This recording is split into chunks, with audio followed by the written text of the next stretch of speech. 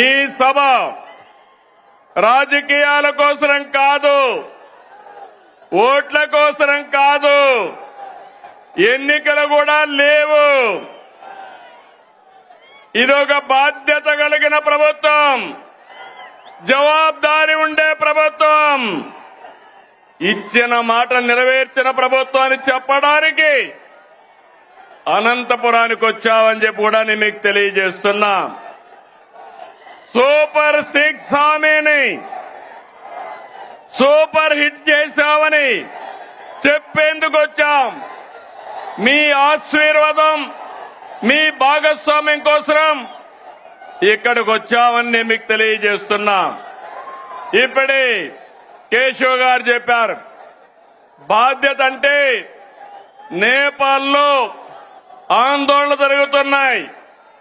అక్కడ ఆందోళన జరిగితే 200 మంది తెలుగు వాళ్ళు అక్కడ చిక్కుకుపోయారు.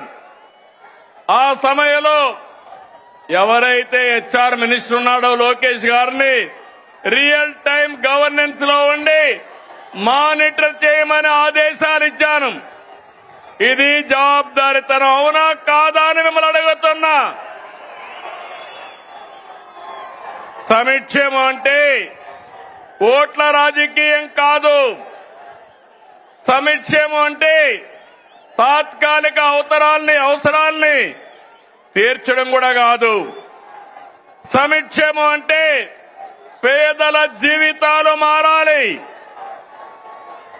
పథకాలు అంటే పేదల జీవన ప్రమాణాలు పెరగాలి. అందుకే అన్ని వర్గాలతో చర్చించి 2024లో సూపర్ 6 హామీ మీకు ఇచ్చాం. ఇంకొక పక్క 2023 మే నెలలో 28వ తారీఖున రాజమండ్రిలో మహానాడు జరిగింది. సూపర్ 6 ను ప్రకటించాం. అదే సమయంలో కూటమి మేనిఫెస్టో కూడా ఇచ్చి